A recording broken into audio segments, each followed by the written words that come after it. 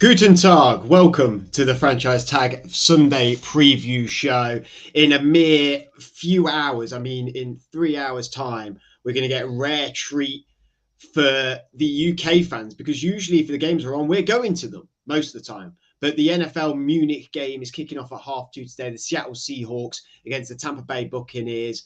I've joined you today. It's not Andrew. I've come back after being a little bit ill in the week. So Andrew did the main show and I've done doing the Sunday preview show. You can tell it's a Sunday. My hair's down, feeling a bit more fresh and relaxed. And obviously our betting man himself, the man who has all the money, the winner of every Sunday, I think, the only winner of every Sunday, Adam is joining us again today. Back with some betting advice for you this weekend and also a preview of all the games. Adam, NFL Munich, 2:30. It's a nice little rarity for us to sit down in the afternoon and watch an NFL game. Yeah, a little bit of a surprise because normally we're either there or we're sort of like, it's on in the evening for us. So yeah, it's a bit different, but it should be good fun. I think it'll be a really interesting game and first one that we're probably going to talk about, I would have thought. Well, of course, it's the first one of the day and one that, if you want to put your bets on, you're going to have to do that very soon because they'll be taken to the field over in Munich at the Allianz Arena, home of Bayern Munich FC. The Seahawks Buccaneers, when this game got announced in Munich in the off-season, obviously very excited for a game to be in Germany this year. As we were talking about actually prior to the show on socials, it looks like it's been very well received. Lots of things going on. Brady's been presented with his lederhosens already personalised for TB12.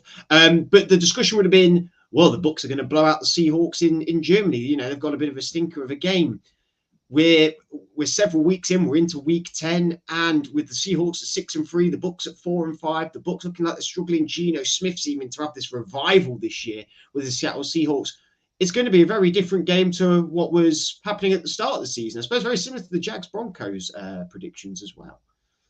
Yeah, it really is a little bit of a different one. It's just not what we thought was going to happen. We were all very much on the Bucs are going to destroy that division relatively easily. The Seahawks are in rebuild with Russell Wilson gone, and so I think we all kind of felt that was going to be a bit of a completely different to what it is. But the NFL has done what the NFL always does, which is create chaos, and it's completely different to what we thought. Looking at the game, really like the Seahawks for it. I genuinely think that they've got themselves a rhythm. I was watching a video earlier. It was Rich Eisen, who's over there, was being interviewed, and he was saying he was there for the Seahawks media day and practice day, and they're all like a bunch of kids. They're all hyped up. They're all so excited because they're on this run, and I think it's been such a bit of a long time for the Seahawks since this has happened. And so there's a lot of energy and a lot of enthusiasm there. I really like the Seahawks to win it. I feel like Walker is the obvious bet for you to go for. He's 6-5. So it is quite short odds. But at the same time, Pete Carroll loves to run the ball. It's that well-known fact that all he wants to do is run the ball. And so I think Walker is probably the guy to look for. I like the +2.5. They're getting a head start on the spread if you want to go for that. So that's even money. And the Bucs they're struggling. They're struggling to get the run game going, which is causing Brady to have to throw the ball so much that it's becoming easier for defenses. The one thing I would say with the Bucs, Brady will figure things out eventually. It will happen. And one area that you probably need to be looking at, the Seahawks are appalling against the tight end. They are the worst against the tight end, have been all season. Cameron Brate is meant to be coming back, but they reckon he might be limited how many snaps he gets. I like Otton. I think Otton has showed that he's got involved. You don't get many rookie tight ends that get involved, but 4-1, he's a big price and definitely one that you might want to look at. But when it comes to who wins it, I think we're probably looking at the Seahawks picking up another win. The Bucs just seem to lack that X factor at the minute. They've got some great players: Brady, Godwin, Evans, Leonard Fournette, but the Seahawks, on the other hand, all their stars seem to be performing on all cylinders. Kenneth Walker's had a fantastic rookie year so far. Tyler Lockett, DK Metcalf, we both know what they can do when they're outside the coverage in the end zone, especially. I mean, they've had some fantastic touchdowns this year. Though Walker is favoured in the betting, could the Seahawks definitely take advantage of a secondary for the Bucs, which has been a bit weaker because their front seven is the Bucs' sort of bread and butter, really. That defensive line's always been very good for the Bucs. Do you think there's money to be had with having Tyler Lockett or DK Metcalf at multiple touchdowns, maybe? Yeah, I mean, I don't know about multiple touchdowns for him, but I mean, you look at it, the only thing that kind of puts me off a little bit is the prices with them. I mean, when you look at it, DK Metcalf is 13-8, so is Tyler Lockett. So they're okay prices. They're not bad, but the problem is you just know that Pete Carroll wants to run the ball all the time. I think that there's a chance, but then, you know, you see Noah Fant get involved. You see Will Disley get involved. You see Marquise Goodwin has been involved recently. I mean, I think this is the problem. So it's a little bit difficult to necessarily pinpoint who Geno Smith is going to go for, because I don't think that he has one particular favoured receiver. So I think that's what kind of puts me off. Having said that, obviously DK Metcalf is an absolute, you know, freak of an athlete and will always come up with one. And if there is a big play over the top, then Tyler Lockett will be there. So I think at 13-8, they are prices that you might want to look at. But personally, I just think, given who the head coach is, given what their philosophy seems to be, I think Walker will get himself in the end zone, even if it happens to be towards the end of the game, which is what we've actually been seeing quite a lot. It's almost like they've been wearing opposition defenses down. So that's why I like him. But yeah, I mean, if you want to go for them, then I think there's a chance that it happens. It's just that it's just the way that Pete Carroll is. It's just always been the same. So. We mustn't forget that it is the Tampa Bay Buccaneers who are seen as the home team. It'll be interesting to see in the stadium whether that's a true thing. We said that this year with the London games about the home and away aspect. Green Bay game, especially the one we went to, that felt very much like a Green Bay home game. So that may play some factor with this game today. But let's move on to the 6 o'clock games. I mean, Steelers will be very happy for their bye week was last week, because if you don't play, you can't lose. So that makes the Saints, who they're coming up against, their home. Steelers being 2-6, Saints 3-6 at the minute. 2 historic franchises, but this could be just a dud of a game, Adam. I mean, no Minka Fitzpatrick. TJ Watt is set to return, though. Don't know if that's going to be on limited snaps, but his first game since the start of the season where he got that bad injury. Up in the air about who Saints going to be starting at quarterback. Dalton, James Winston both had their issues this week. Obviously now Michael Thomas out on IR. Jarvis Landry is looking good for the game now. Has been questionable all week, though. Who's going to be the player here for either of these teams that we're going to have to watch out for? I know who I would definitely go for, and it is on the New Orleans Saints. So, yeah, I mean, I think whether it be Andy Dalton or Jameis Winston, I don't think it really matters. I just kind of feel like the obvious target is Chris Olave. Yeah, he's kind of it's good that we had that telepathy. Yeah, that's exactly what I meant. I think that he's the obvious target, and the other thing is at the price as well. I think he's the obvious choice. I mean, he's 15-8, so he's quite a nice price if you want to put him in sort of like doubles or trebles. He's the one who's getting all the targets from whichever quarterback it is. With Michael Thomas now out, I think that's probably going to be like that now for the rest of the season. I know that Jarvis Landry is back, but he's more a slot receiver. He's not really the guy who sort of gets the touchdowns for you. So I think Olave is the obvious choice.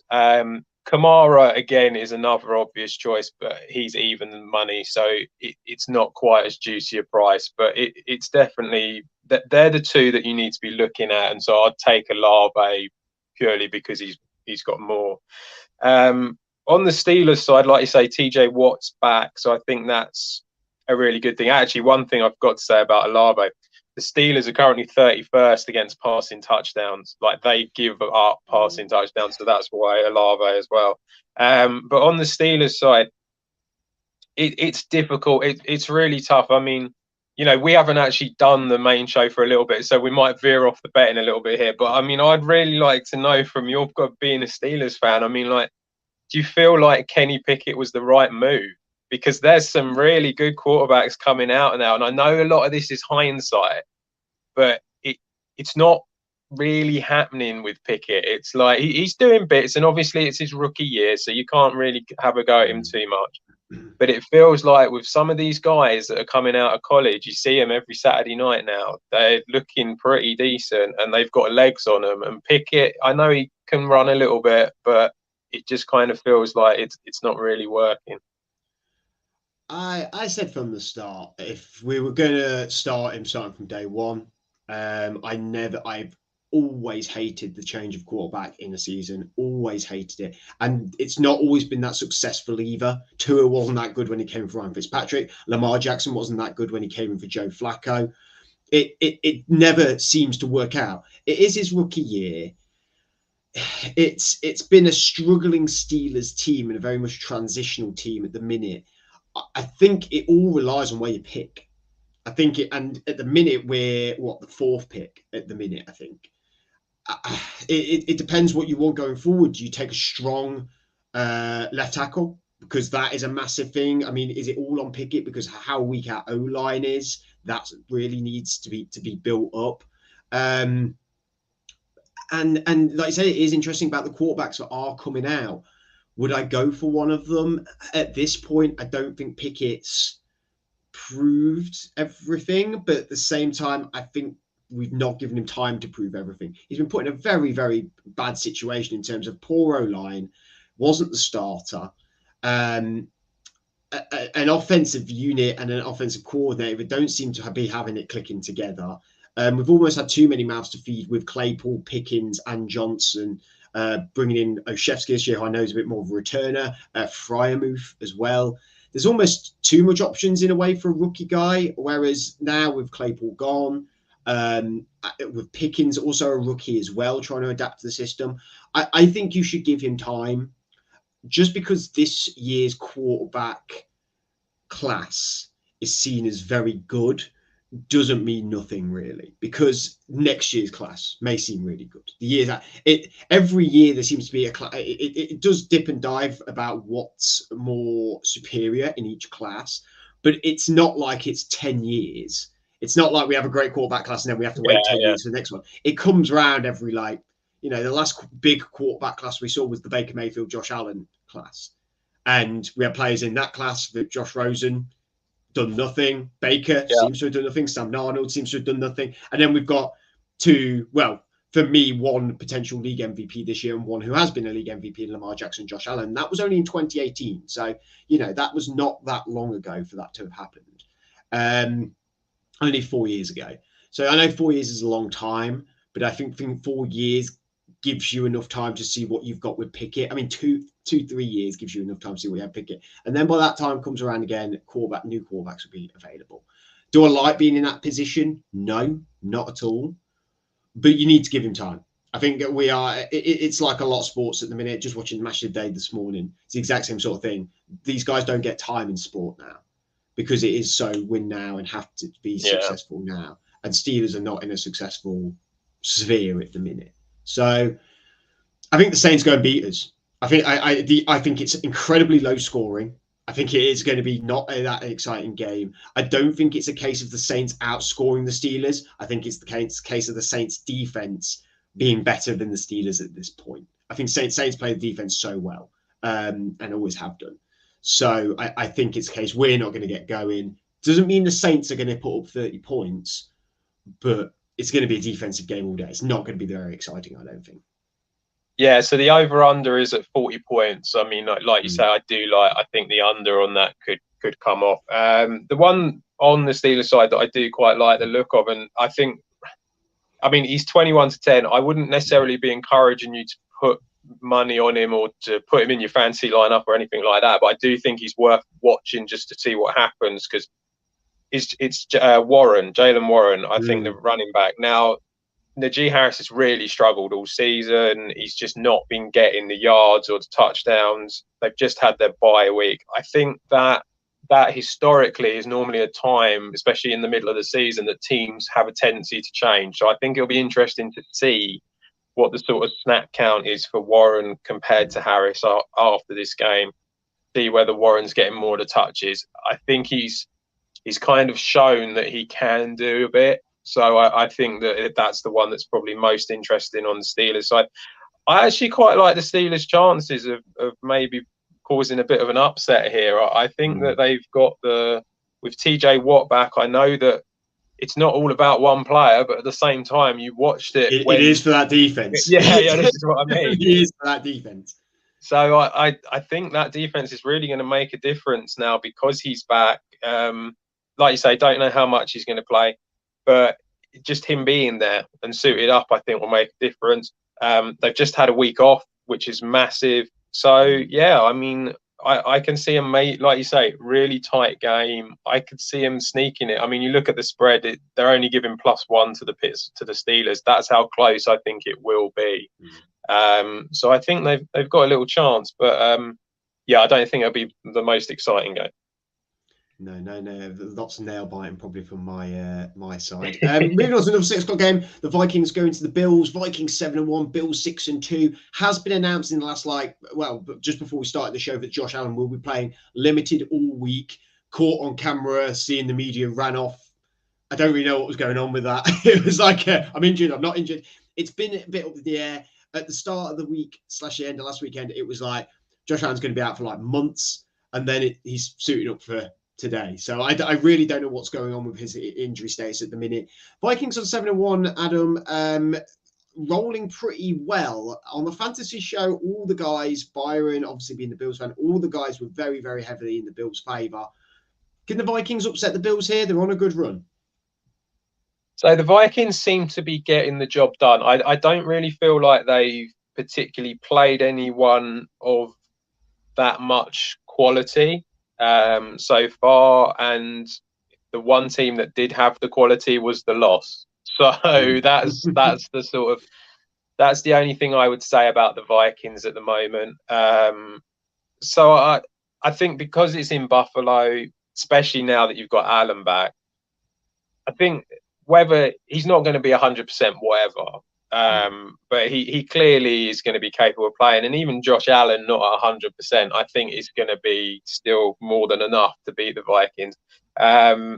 You've just got Peyton Manning in his later years. That's all you've got. Well, Josh, like just big arm throws. That's it. Exactly. So I think Stephon Diggs is the obvious one. He's 6'5". It's a bit short, but I like it.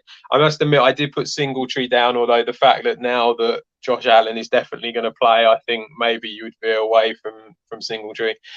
Gabe Davis is very much a hit and miss. I think you just can't back him, sort of thing. You just don't know what's going to happen. So I think because of that, you kind of have to steer clear a little bit.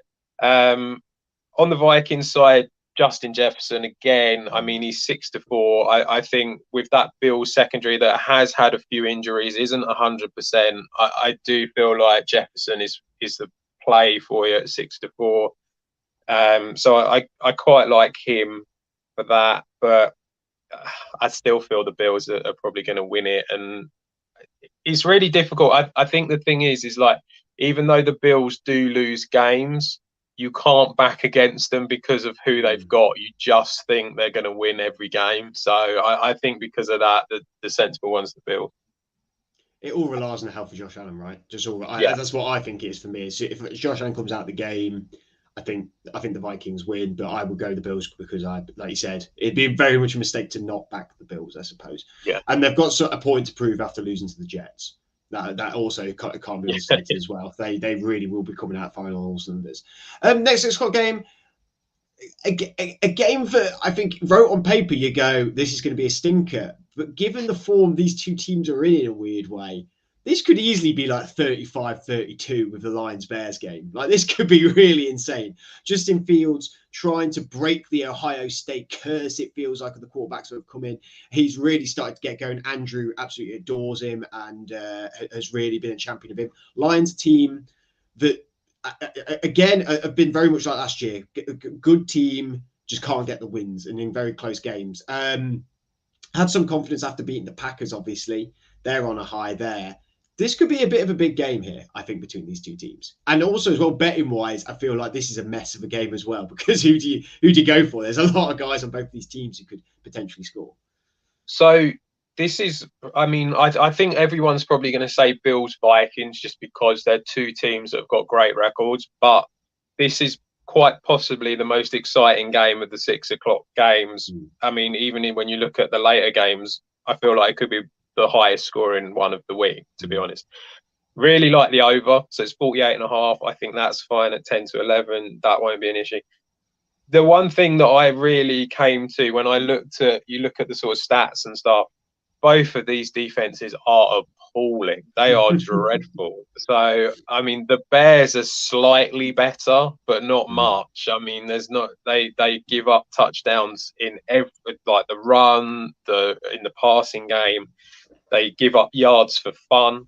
It's like they just don't know what they're doing. Is, to be honest, what's going on here. So the only thing so if you look at it from the Lions' point of view, the only thing that they've got is that they've got a really good O-line, and that good O-line is basically causing their running game in order to work really well. So Jamal Williams is currently 21 to 20. It's really short, but I think it's going to happen. The Bears really struggle against the run. And I really like Amon-Ra St. Brown. He hasn't scored in a couple of weeks, but I think that he's kind of getting back into it now. And I think that Jared Goff is kind of getting back with his weapons. That 13 to 10 is a decent price. DeAndre Swift scares the hell out of me as a DeAndre Swift fantasy owner. It is a nightmare at the moment. He's just not getting the snaps is what's happening. It's just going to Jamal Williams. So I'm kind of put off a little bit by him. And then the other thing is, and this is where I think the Bears will win this game.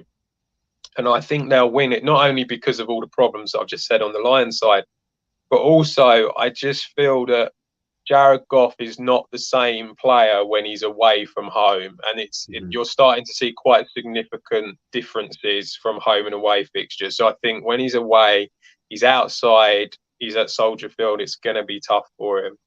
And then you've got Justin Fields for the Bears, who's just been a revelation in the last couple of weeks. It's like they've worked out he has legs. It's really bizarre. It's like they've suddenly worked it out. Really like Justin Fields at 6-4 to score a touchdown. Really like Darnell Mooney, because the thing is what Justin Fields' legs are doing with that run game is it's bringing out the receiving game a lot more. And so Darnell Mooney, who we've all come out and said is a decent wide receiver, he's just not been getting the opportunity. He's now starting to get the opportunity. So at 2 to 1, I think he's a really good price going up against the Lions side that just, like we said, gives up points for fun. The only other one I do think I did like the look of was Cole Kmet, 11 to 4. He scored 2 touchdowns last week. I think because of that, you kind of have to look at him. But personally, I think that Mooney is probably the one for this game at the price. And I think the Bears are starting to work out what they're doing. It's taken a while, but they're starting to get there. And maybe if they can continue down this route, that come next year, once they start bringing in some younger players as well, especially on that defense, you might start seeing a stronger Chicago side. Yeah, I think it's almost like they've got nothing to play for now. That sounds mean, but like they've traded away the good players, they've obtained picks. We're not going to win the division. Let's just experiment. Let's just do some things. Let's use Justin Fields in ways that he wants to be used. It would not shock me if he's having a lot of influence on these play calls and just say and getting a bit more freedom to be able to do stuff and to gain that trust in him, because he's like, well, my O-line's bad. My wide receivers are decent. You've got some guys, decent guys here. My run game's pretty decent with Herbert and Montgomery as that double punch. My defense isn't going to help me out. So let's get creative. And I think you're right that Fields to get a touchdown this week, I think, is rather inevitable. And hopefully Mooney gets something, because I may or may not start him. I think I may have to start him, actually, because of the players I've got on my bye week. But hopefully he does something there. Next game, Jags going to the Kansas City Chiefs. 3-6 Jags, 6-2 Chiefs. For me, this is not a walkover game for the Chiefs. I'm rating the Jags higher than other people, though. That has to be said. I'm bought a little bit more in on the Jags at the minute. I don't know what your opinion is on this, but so I think this kind of is a bit of a walkover. Really. Yeah. I just like what Jags are doing on defense at the minute. I think they've got Trayvon Walker's putting some pressure. I think if it was a Chiefs, that sounds obviously so cliche. It wasn't a Chiefs team without Mahomes. I think it's all that. I know that sounds stupid, but like Mahomes can just win any game because he can be the game changer. But if they were playing a Chiefs team with a slightly better quarterback, I think the Jags are well in with a chance here. I think it's just Mahomes will take over here a little bit. So the over-under is 51 points, and the Chiefs are 9-point favourites. So that's essentially saying that the Jags are going to get 21 points. Is basically how the math works out. I could get behind that with them losing, obviously. Yeah. Now the reason that is because the Chiefs are actually I think they're ranked joint 31st when it comes to most passing touchdowns against them, which is the same as the Steelers. However, this is for a very, very different reason. And that is because with the Chiefs, they are scoring so many points in games that the other team has to throw. There's no option here. It's like in order to keep up, you have to keep passing the ball. And so that's why they're like, the Jags will get points here. And so it is like, start your Jags, put them in your bets and put them in your fantasy teams and stuff like that. Travis Etienne is 6-5 to score anytime. He's not just the running back. He's involved heavily in the passing game as well. I could see him scoring. I really like Christian Kirk this week. I think that he's got a very good chance of scoring. I knew it was good trading for him. I knew it. I knew this would get a lot more backing. Yeah, well, no, I mean, he's 7-4. He's a really nice price if you want to put him in stuff. So 7-4 is a good one. I'm not. Zay Jones is the other one. I'm not really that keen. I'd rather go for Kirk at 7-4. And then there's a lot of talk about Evan Ingram, whether he's going to be fit or not. Now, it seems like it's going to be a game time decision. So this is going to be a bit difficult to do. But if he's not, what you could do in play, Dan Arnold will take over at tight end.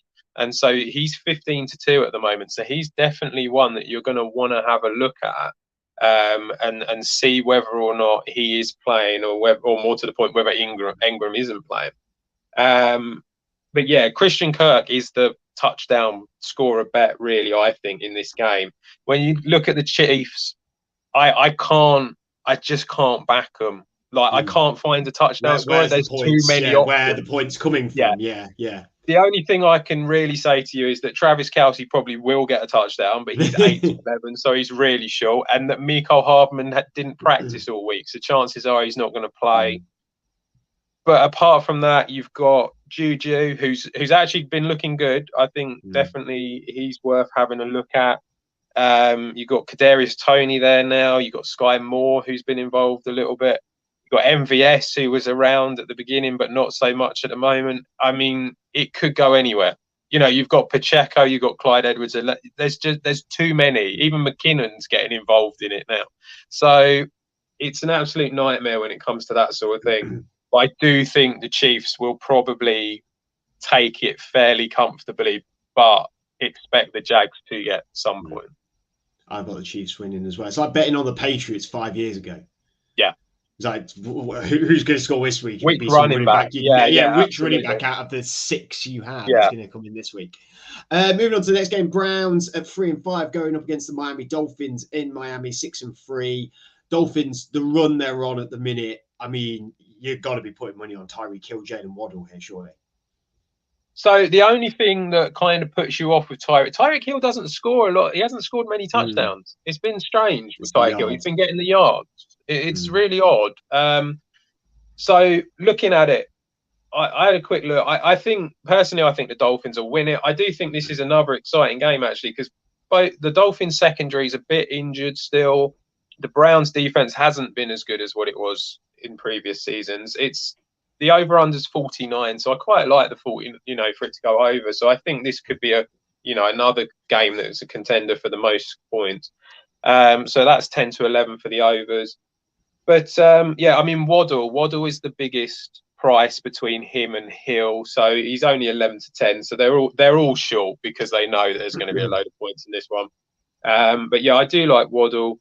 The only other one I looked at on the Miami side was Jeff Wilson. I think you saw when he came in last week, it was pretty much 50-50 between him and Mostert, and Wilson seemed to be getting more and doing more with the ball. So I feel like that's definitely one that you might want to look out for. And also he played in San Francisco, didn't he, with Mike McDaniel? So he knows exactly what he's going to get from Wilson. So I do feel that that's certainly one. That trust element's already there, isn't there? Yeah. There's that. Yeah, it's exactly. Not like he's having to prove himself to McDaniels. Yeah, I think that's definitely something that might happen. So and also it's like he did a lot of the sort of pass catching in there as well. So I think that's definitely one. I'd rather go for Wilson than Mostert. On the Browns side, obviously you got Nick Chubb, but then Chubb is 8 to 11. I actually think that Kareem Hunt might do something in this one. He's 6 to 4. He's, like I say, because the Dolphins are a little bit weaker on the defense than what they have been. I do think that Hunt's worth looking at. And then, like I say, with that secondary still injured, Amari Cooper at 13 to 8. Now, Cooper's been kind of going under the radar. In fact, to be honest, the Browns have kind of been going under the radar because of Jacoby Brissett. And I kind of felt like all that they were really trying to do was get into a position where they're still within a shout of doing something. And they haven't really done it. They kind of struggled a bit. But I think that Cooper in this game at 13 to 8, I think is definitely worth a look. The Browns average 25 points a game. So I think that Cooper's got a chance against this Dolphins secondary. But I'd be a little surprised if the Dolphins didn't win it.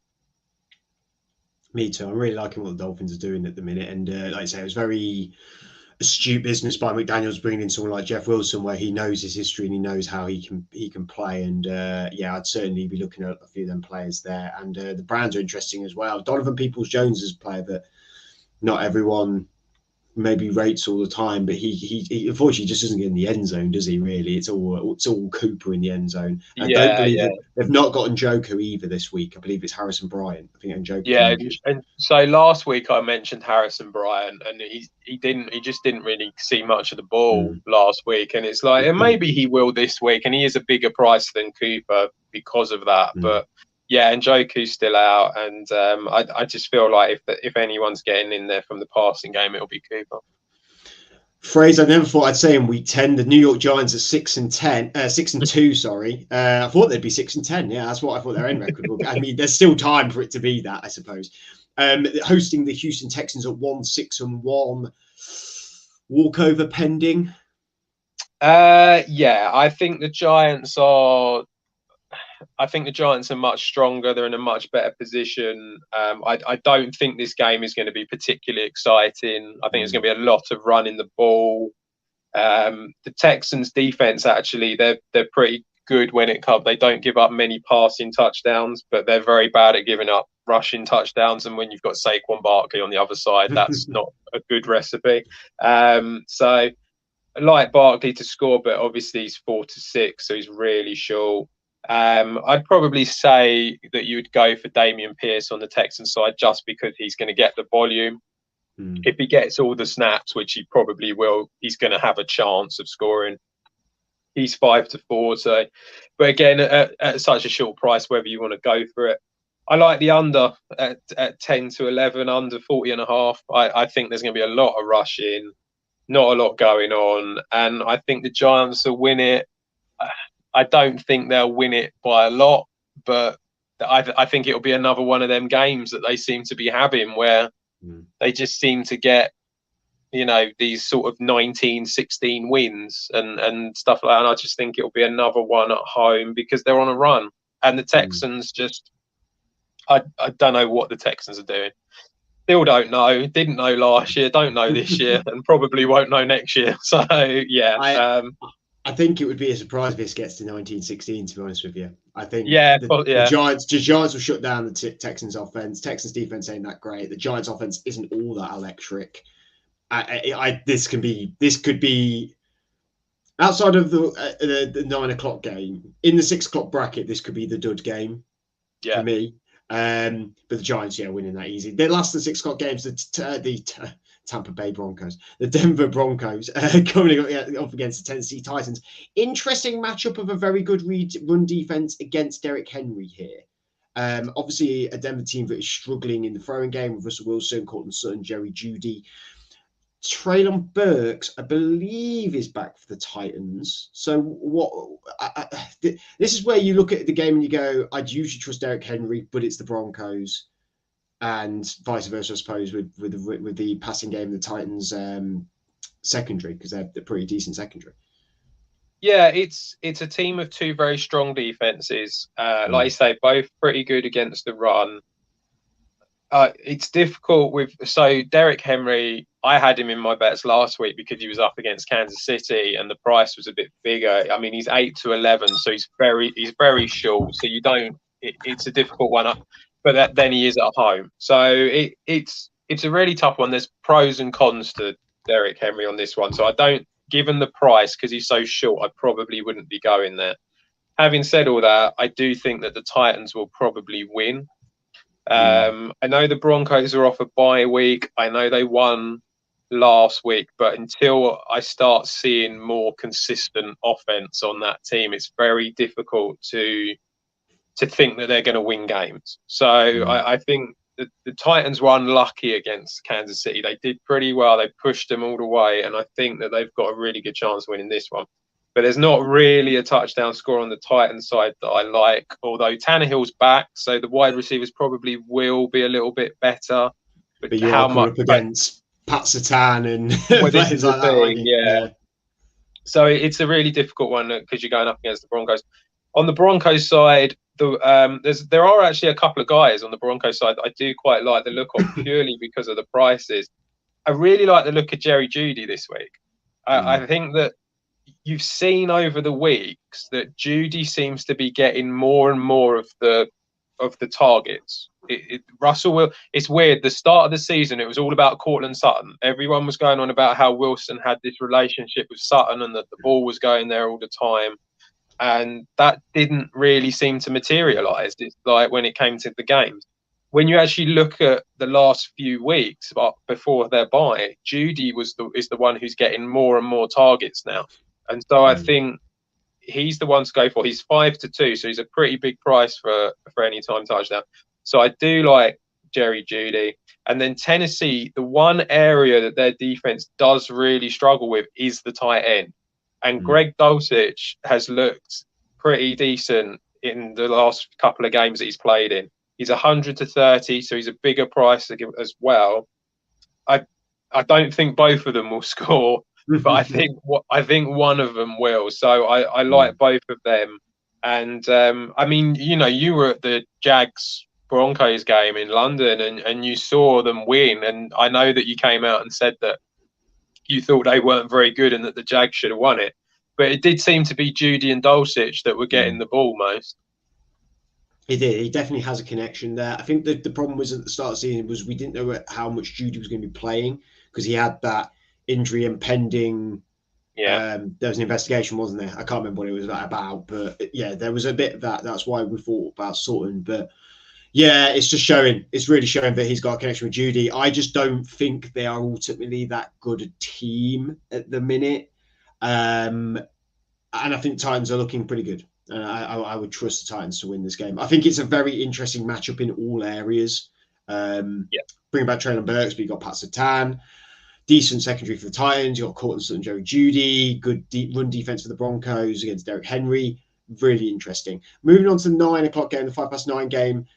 This is the one that I think will be the dud of the weekend, and that is the Indianapolis Colts going to the Las Vegas Raiders. I don't trust any player in either of these teams, really. So yeah, it's a difficult one, and I kind of agree with you. So there are some guys that you can look at. I think on the Raiders side, firstly, I've said this a few times, and whenever I say this, it goes wrong. I like the Raiders to win this game. I do. They should be winning it, but every time I say it, it goes wrong. Josh Jacobs, I feel that the big thing with the Raiders now, Darren Waller's now gone on IR, Hunter Renfro's gone on IR. So yeah, they've got to put the ball in the hands of Jacobs. He is the guy who, when they won a couple of games in a row, it was because he was consistently getting more and more snaps. That's what it was. He was getting the ball all the time. They weren't throwing it as much, and it was just constantly running all the time. Now, I know they're up against the Colts defense, who are pretty decent against the run, but the fact is that they are more likely to win if they actually run the ball. So Jacobs, he's 20 to 21. He's really short. I probably wouldn't be backing him because of that, but he's definitely what they need to do to win. Devontae Adams is obviously a choice to go for. He's the most reliable target for Derek Carr at 21 to 20. He's short, but it's probably going to happen. And now I've done Matt Collins a couple of times, and whenever I've done Matt Collins, he's actually scored as well. He's 15 to 8. I think that's a really good price for a guy who is going to be the receiver number 2. Like he's going to be out there quite a lot. And at 15 to 8, I think he's got a good chance of scoring. The only other one who is available with the Raiders really is Foster Moreau. He's kind of done a little bit more. He's a bigger price than Hollins, but I just think that he'll go to Hollins. I can't back anything on the Colts. There's just nothing. Because now that they've brought Ellinger in, they're not doing anything. And it's like you've now lost the head coach as well, and it's a complete mess. He's brought in Jeff Saturday, who basically is just an old player, and give a hell of a speech. Give a hell of a speech. Yeah. I mean, that's all well and good, but like, I mean, it's not great when it actually comes to coming up with schemes and plays. And do you think if the Colts win this game, McDaniel's gone? I don't know with him, because I feel a little bit like it's his first year. This is the thing. It's like it's his first year with Vegas, and it's like, you know, this will be the 10th game. So I don't know. I think they've had their bye. So it'd be like their 9th game. So it just kind of feels a little bit like it's tough on him if it is. I don't quite know what they were expecting. I think the problem is that at the beginning of the season there was so much hype about that division, and everyone thought that that was the division. Everyone was going, there's a chance all 4 of them could end up in the playoffs. And I said from day one, to me, compared to the other teams, they feel like their roster just isn't as strong as the others. And so they're playing some good teams. They're playing the Chiefs twice, the Chargers twice. I know the Chargers haven't been as amazing as what we all thought, and neither of the Broncos, but they're still decent sides against the Raiders. And I just think like it was always going to be tough. It kind of felt like, we've got Devontae Adams now, so we're gonna win the Super Bowl. But it just isn't the case. So yeah, I think unfortunately there's a chance that he might. I agree. I think the Raiders will win this game, but it's definitely going to be all eyes on the coaching situation if the Colts get that game. Of late games, Cowboys against the Packers, against your Green Bay Packers. Feel like the Cowboys are just on a run at the minute. Defensively, they're looking so good, and the Packers don't seem to be getting it. Obviously, Packers just losing to the Detroit Lions. I mean, surely your money's on all Cowboys players here too. You've come to cheer me up with this one, have you? Is that way forward? You're the one who, if you watch the Lions game. Look, the Cowboys defense is really top notch. It really is. And I mean, the Packers defense is solid. It's not actually a bad defense. The problem is they're getting so knackered from being on the field all the time that that's what's causing the problem. when you look at all the injuries that the Packers have now got as well, so Dobbs has gone, Christian Watson's meant to be playing, but I'm sure he'll get injured at some point. That just seems to be what's happening to him at the moment. Aaron Jones left in a walking boot that he's meant to be playing, but he's probably not going to be 100% fit. Rodgers has got all this problem with his finger is another thing, which is apparently the reason why most of the snaps are being played in shotgun rather than underman. So that's a problem as well. I don't see a lot of points being scored, which is the same as what it's been over the last few weeks. I see the same happening again. On the Packers side, I do think Tonyan might be worth looking at. He's 11-4. I think he's a bigger price, so he's got a chance. And the only other one, really, because of all the injuries, I mean, Lazard is there, but he's quite short. Samori Toure has been a bit of a revelation, to be honest, as a 7th-round pick. But actually, he's not doing too bad, and he's getting into space and doing okay. And if a play breaks down and Rodgers can keep a play going a bit longer, then Toure is probably the one who's going to capitalize on that, and he's 5-1, so he's a massive price for an anytime touchdown. But as you said, the Cowboys are just, like you say, on a bit of a run. Look solid defensively, and the offense is looking okay. It's not doing amazing, but it's doing pretty well. And so I don't know. Zeke apparently is going to be a game time decision, so I don't know if he's going to play or not. But Tony Pollard, money on Pollard. yeah, exactly. He's just when he starts, he's inevitable. He's so good, I think. Yeah, so Pollard, he's 5-6, so he's really short. But again, it feels like a fairly inevitable thing to happen, where just over time of the game, you feel like it's going to wear down the Packers defense. The one that I do like, actually, on the Cowboys side, and actually picked for later on as well, Dalton Schultz. I think Dalton Schultz is definitely one. He had 6 receptions for 74 yards last week. He didn't get the touchdown, but you kind of feel like it's coming and that he's getting more involved. He's 9-4, so really nice price. I think that's probably the best one, and unfortunately, I think the Cowboys are going to win it. And I wouldn't say they're going to win it by miles, but they're favourites to win it, and I think they've got a good chance of winning it by a good 5-6, maybe like a touchdown. So the triarchy of your teams all winning in one weekend might not happen, like we just discussed. Crawley have got the win, Arsenal got the win, but the Packers just may fall short. Well, we can't. Yeah, everything's just switched on its head. So we can't win as well. The Cardinals against the Rams. Again, this should be a really good contest, but now it's looking like Matt Stafford's not going to be playing, so it looks like John Walford will be the quarterback in there, and Kyler Murray isn't set to play either, with Colt McCoy coming in as the quarterback for the Cardinals. That has sort of been confirmed, I think, prior to us coming on.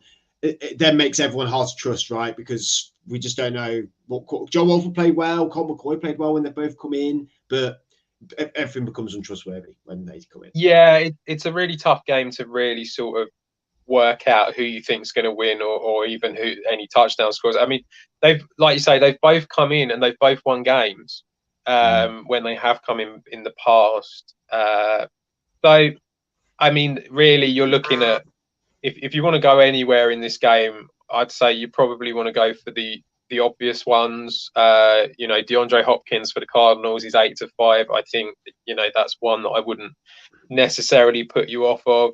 The one thing, and obviously Cooper Kupp, that's a kind of like a given, but his price is really short.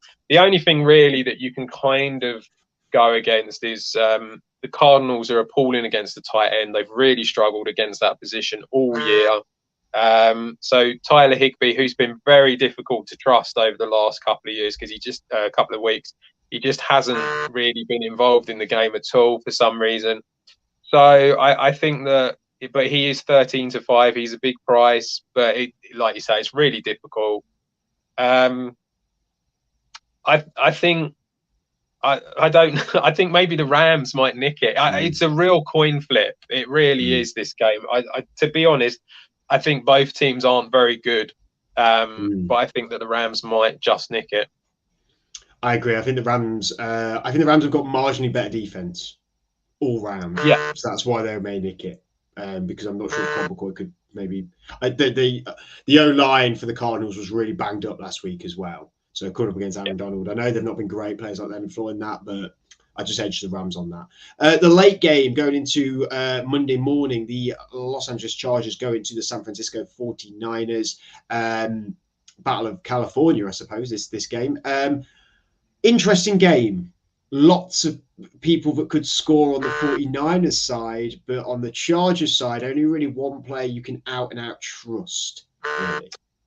Yeah, and to be honest, when it comes to this particular game, I'm not 100% sure that you can really trust him either, because you're going up against a hell of a defense in the 49ers, who are very strong against the run. Look, the obvious one is CMC, obviously, for the 49ers. He's getting so involved in everything. He's 8-13. He's really short, but at the same time, if you want to put him in multiple bets, then I completely get it. The rest of them, it's a little bit difficult actually with the 49ers where to go, because Debo has not really been that great this season, and he's odds on, so it's it's a very short price for him. They've got Elijah Mitchell. They're saying is maybe back for this game. I still think that McCaffrey will be the main guy, so I don't really see much from Mitchell. Ayuk and Kittle have both got involved a lot more over the last couple of weeks. The only thing is that they're really short. They're 6-5, both of them. So I don't really like the prices of any of these, to be honest, apart from CMC. On the Chargers side, I assume you're talking about Eckler. Very good.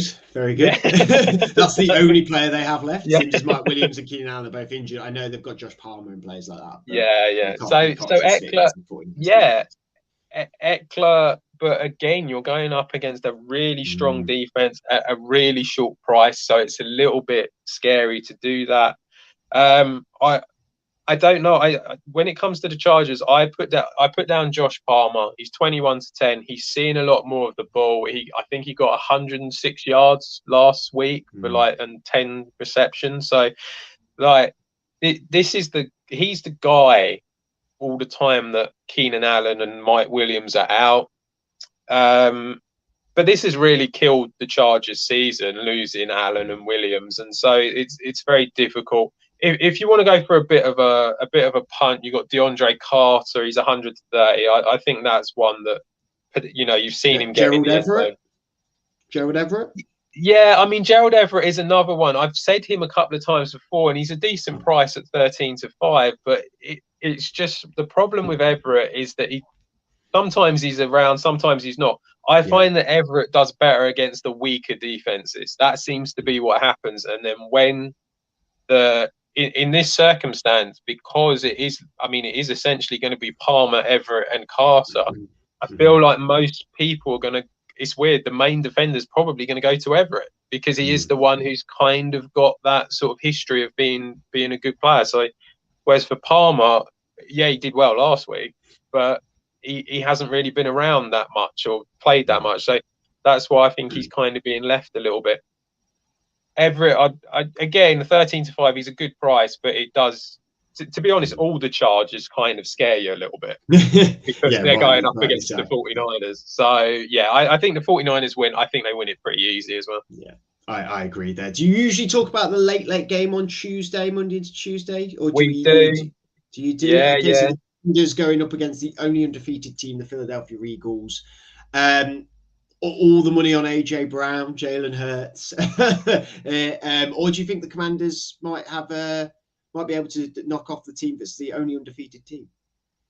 So they're going to lose at some point. Someone will be. That's true. That is very true. It always happens, and this is a divisional game, so I'm not gonna I'm not saying that the Commanders are going to win this one because I don't think they will. But they're 11-point. The Eagles are 11-point favorites in this game.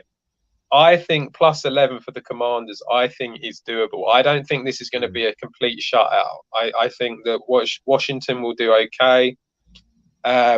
the guys that I like for Washington are Terry McLaurin and Gibson. I think that both of them are looking like they're getting more involved in the game now. So I think they're definitely worth looking at. I always like Dallas Goedert for whatever yards they give him, because they never give him enough yards, and Hurts will always pass him. So he's over 48.5 yards at 10 to 11. Love that for Dallas Goedert. And then AJ Brown, I think, is the kind of obvious anytime touchdown scorer at 5-4. Jalen Hurts, when it comes to scoring touchdowns, he's 20 to 21. He's very short, and he doesn't seem to be rushing the ball in as much now. He seems to be sort of moving, because I think a lot of teams are scheming their defenses to expect the rushing touchdown. So he's kind of like, he's doing that as something different. And then the only other thing in this game, because I think the Eagles will win it, I just don't think they'll win by miles. The only other thing in this game, and it's quite rare for me to go down this route, but there is any other touchdown scorer at 7-1. Now, the reason that I've gone down this route is Tyler Heineke. When he throws the ball, I'm convinced his eyes are closed. It goes everywhere. He hasn't got a clue what he's doing. And at 7-1, I do think that the Eagles defense have got a good chance of getting a pick and getting in here. It's something that I don't normally go down, but it is something that might be worth having a look. But yeah, I think the Eagles will win it fairly comfortably, but not by over 11. See, when you say they've got to lose at some point, it's these sort of games, like late game, Monday into Tuesday night game, like divisional, against a quarterback who's not as good as yours, but they've got some receivers that are good. They've got an all right defense. It's like this is like, yeah, if you raise your hand, you go like, oh well, yeah, that's obvious. That was obviously a setup for you to then lose this game. But I still think the Eagles will win. But if they were ever going to lose a game with who they've been playing in the last few weeks, this is the one where I'm like, oh, this could be where you just get nicked here out of nowhere. And I think it's exactly like, the reason is exactly like you said with Heineke. He could either throw bombs all game, or it's going to be picks all game. Like he seems to pull these games out of nowhere, and like what a game to be up for against a division rival, and being the last game of the week, being a late game. So it's a really interesting game. I do think the Eagles will win, but I think that's one you definitely need to sort of watch out for. I mean, we're nearly out of time. We've been going for a long time. Is there anything else you want to add? Any other bet? I know you put all your bets on social media, which you can catch at Franchise Tag UK, Twitter, Instagram. Check them all out there. Is there anything you'd like to add? Any other bets or any other lines that you would? So the only thing really, sorry, any other lines that you'd be tempted by? So the only other thing really that I've got is we've got the trebles. I haven't put them out yet, but I'll put them out in a minute on socials. So for the early games, it's a pretty big price actually. It's a bit of a long shot, so I wouldn't get too excited on this one. Is Darnell Mooney, Jerry Jeudy, and Chris Olave is 28-1. So that's a pretty big price. I think they do all have chances of scoring. I think they've got potential to do it, but it is a very big shot. And then for the late games, so we didn't do anything in the Cardinals-Rams game because of the quarterbacks coming out, and who knows what's going to happen. But for the two late games and the Sunday night game, so we've got Mac Hollins for the Raiders, Dalton Schultz for the Cowboys, and then CMC. So that's just under 15-1 for that one. So I think certainly the second one's probably got more chance of happening, but yeah, they're the sort of the trebles for you. No, apart from that, that's about it really. And yeah, gamble responsibly and all that stuff. Gamble responsibly, but also get your stuff done now that you need to get done, because we are only 2 hours. 2 hours till the game in Munich, which is going to be very exciting. We hope you enjoy that. We hope all the people that have gone over there from the NFL UK community are going to have a great day. Germany's such a fantastic country. I hope it's a brilliant game for you as well. Hope you win some money. But again, echoing Adam's sound advice: gamble responsibly, enjoy your Sunday, and we'll see you again next week with another Sunday preview show.